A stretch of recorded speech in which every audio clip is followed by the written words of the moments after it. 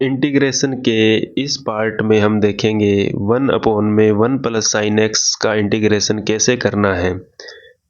तो 1/(1 + sin x) का integration करने के लिए हम 1 - sin x से ऊपर नीचे मल्टीप्लाई कर देंगे।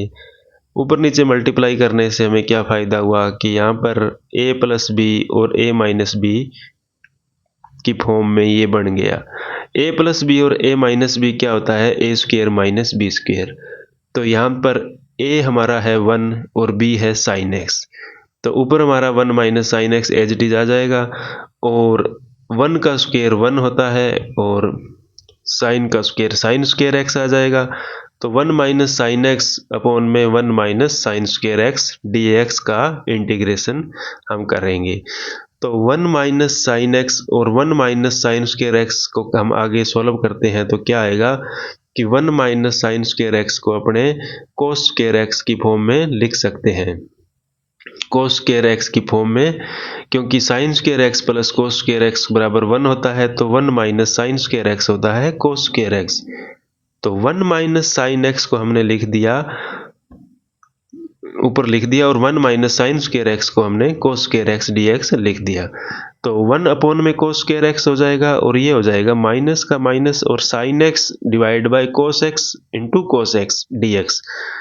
तो 1 में cos² होता है हमारा sec² x और sin में cos हो जाएगा tan और 1 में cos होता है sec x।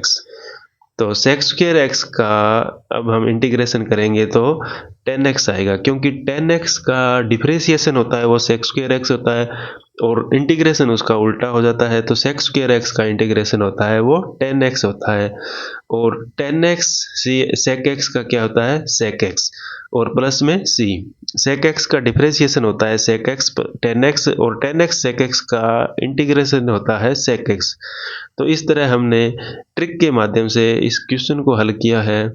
1/(1 + sin x) अगर हमारे पास है तो हम 1 - sin x से मल्टीप्लाई करते हैं। नेक्स्ट क्वेश्चन हम ले रहे हैं 1/(1 - sin x) का इंटीग्रेशन हमें करना है।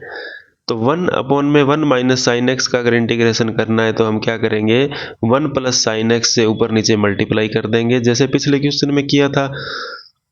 1 + sin x ऊपर हो रह जाएगा और यहाँ पर फिर a + b और a - b वाला फॉर्मूला लग जाएगा। a + b और a - b होता है a² - b²।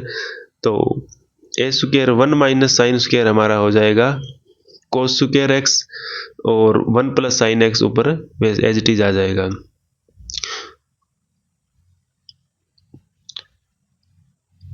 1 में अब इसको दोनों को अलग अलग कर लेंगे। 1 में cos² x + sin x divide by cos² x dx। तो 1 में cos² x हमारा क्या होता है sec² x और sin में cos tan होता है और एक cos और बच जाएगा उसका sec x हो जाएगा। ये सेम टू सेम पिछले वाले क्वेश्चन की तरह sec² x का इंटीग्रेशन tan x और tan x sec x का sec x और प्लस में कांस्टेंट। इस तरह हमने इस क्वेश्चन को ट्रिक के माध्यम से सॉल्व कर लिया। और 1 - sin x है तो हम क्या करेंगे 1 + sin x से ऊपर नीचे मल्टीप्लाई करेंगे और 1 में 1 + sin x है तो 1 - sin x से हम ऊपर नीचे मल्टीप्लाई करके ऐसे ट्रिकी क्वेश्चन को सॉल्व कर लेंगे।